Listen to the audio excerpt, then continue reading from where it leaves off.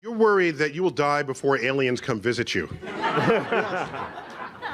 Okay, there are hallucinogenic drugs that can solve that problem. And your brain won't know the difference. So here's the thing. If you want to communicate with intelligent aliens across the gaps of space, you would use things that move at the speed of light. Radio waves have good sort of penetration properties of interstellar gas clouds and this sort of thing. All right, so now let's find a planet and send a radio signal.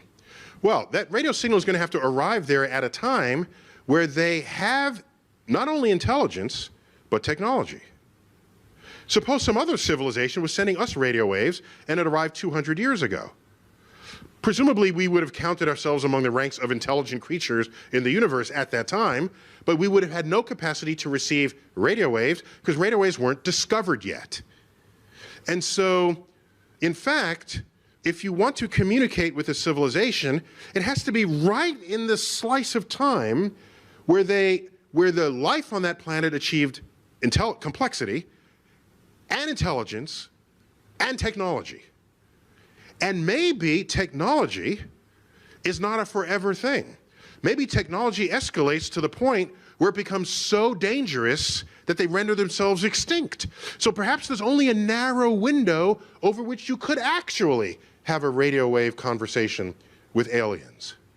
So I think the only hope, really, is that we get visited by highly intelligent aliens that figured out a way to cross the gaps of space-time, but thereby not being limited by the speed of light as a speed limit of the universe. As we say, speed of light is not just a good idea, it's the law. But if you warp space-time, you can cheat that, as they do in Star Trek with their warp drives and things. So if they would visit us. Now, you were depressed before. You don't know depression until what I'm about to tell you. So now imagine if they visit us in a spacecraft. What are we doing now? In the United States, we don't even have a spacecraft to launch our own astronauts. We're hitching a ride we're buying seats on the Russian for tens of millions of dollars, okay? And what will that do? It will go into low Earth orbit where we will boldly go where hundreds have gone before, all right? That is the state of human space exploration at this moment. Now aliens come from the gaps of space and they land. Okay, I have two hypotheses, three. One of them is they have already landed, but they accidentally arrived during Comic-Con.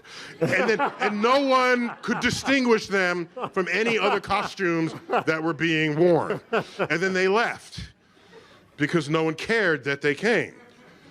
So it's a remote possibility, but I'm allowing that in the probability of this. All right, so another possibility is that they took a good look at us and concluded there's no sign of intelligent life on Earth, not worthy of their attention. A third possibility, there may be more, but these are the three that I carry with me, is that they are so much smarter than we are.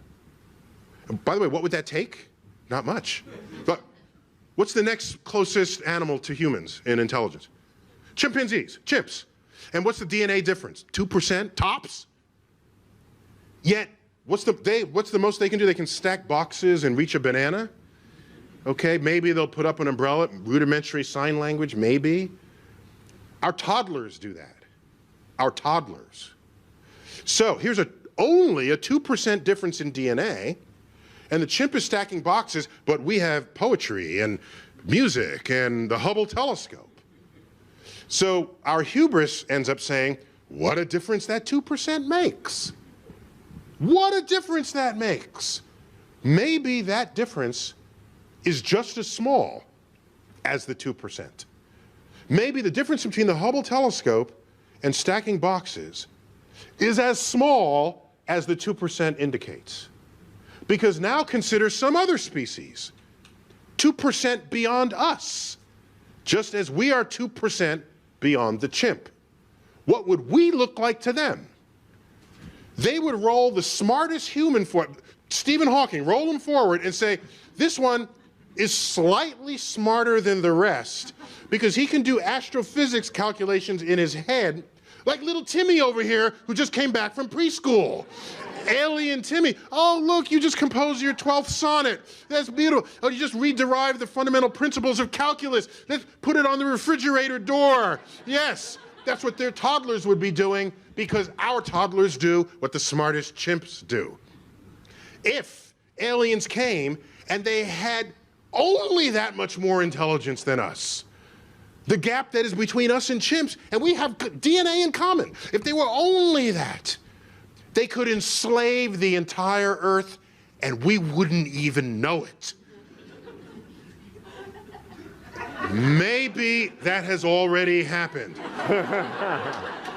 And we are living our lives as though we are expressing the free will of the human species, yet we are nothing more than an ant farm on their shelf. So we are their